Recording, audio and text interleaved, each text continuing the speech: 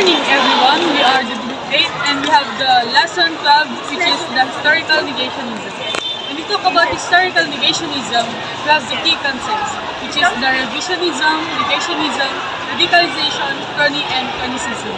When we talk about revisionism, it is the reinterpretation of a historical fact. It is the new facts, evidence, or interpretation of a certain thing. So, when we have negationism, this is the denial and distortion of the historical record, also known as illegitimate revisionism. So, ang negationism po ay ito yung dinedeny yung mga pangyayari about the past, kaya nagiging maganda ang isang history. And when we talk about radicalization, this is the action or process of causing someone to adopt radical positions in political or social issues. So, ang radicalization naman po ay yung action or process of using someone to adopt radical. Kumbaga, gumagamit tayo ng mga tao upang gumanda yung historical na nabubuo na.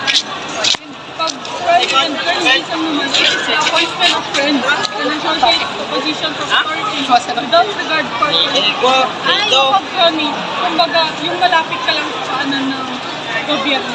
Kumbaga, kung gusto ka nila, kaibigan mo yung isang may malaking pension, kunin ka na nila kahit hindi ka pa qualified sa qualifications naman na talagang kailangan upang makapag-apply ka ng isang trabaho.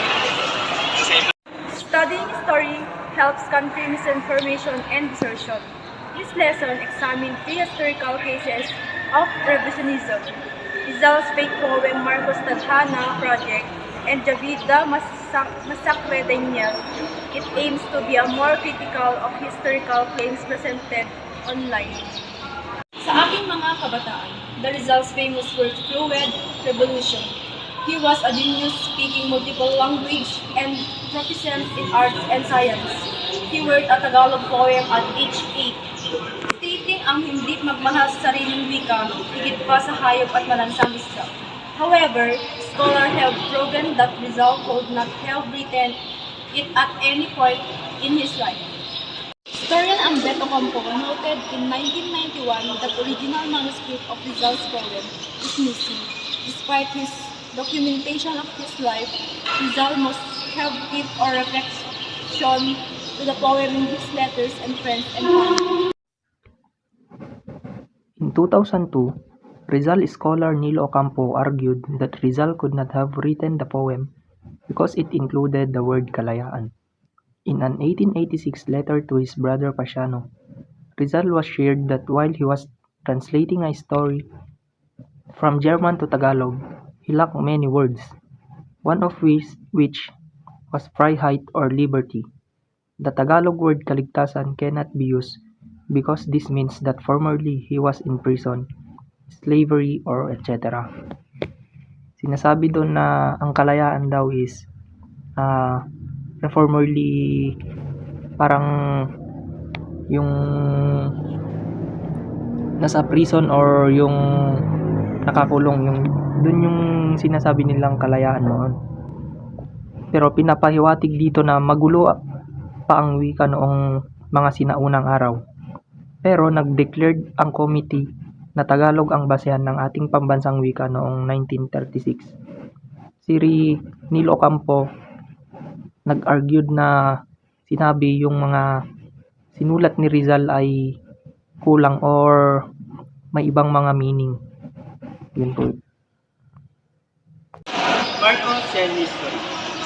Ferdinand Marcos was the only official dictator that the Philippines ever achieved total independence from the United States in 1946.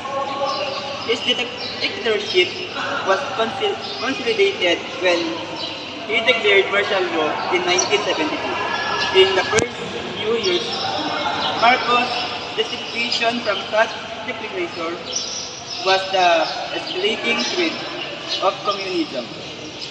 In the following years, however, when the familiar has succeeded in repressing the underground movement, Marcos had to come up with new justification. The next phase of dictatorship focused on the creation of the new society. inspired by British Prime Minister Winston Churchill. Marcos wanted to ensure that history would be kind to him by venturing in an ambitious historical project where he employed top-notch Filipino historians to write the multi-volume, The Philippines History. Under his name, the series was entitled Tadhana, The History of the Filipino People. The project was started in 1974. It was headed by several historians from the University of Philippines. Marcos cared so much about the project that he allocated 10 million pesos for its completion. The period of project is date of considered, with the creation of other books written by and for Marcos and intended to justify martial law and the new society. Aside from this, Marcos also wanted to have Tadhana written because he feared and frustrated historians. During her first term, he said that through it was necessary to correct the negative portrayal that bestowed on him by the academy and mass media alike. Tadhana was meant to be used by Marcos explained himself to the future generation who would study his presidency long after he is gone. The Jabida Massacre. The Moros or Muslims in the Philippines have had a long history of resistance against foreign rule from the Spanish to the American and later against the Philippine government. All of this regime have relegated the Moros as a second class citizen for centuries, and with multiple strategies to this resistance, the Moros political awakening would come in 1968 during the Marcos presidency and his quest to regain Sabah from Malaysia. Operation Merdeka by General Eduardo Martelino involved recruiting young men for a special mission in Sulu and Tawi-Tawi. They were trained corregidor and later named as Jabida Unit. However, training source and Jubin Arula and Salvador recounted a massacre source include this narration and Ninoy Aquino's sonate speech. Excerpt from Ninoy Aquino, Jabida Special Force of Philippines, March 28, 1916. Jabida was Jabida. It is the coding for a sequence for supposedly super secret unit. Operation of President Marcos to wipe out the opposition literally midway in 1969 to set this country on high foreign pressure. It is the codename Mr. President of Mr. Marcos Special Operation to ensure his continuing power and achievement.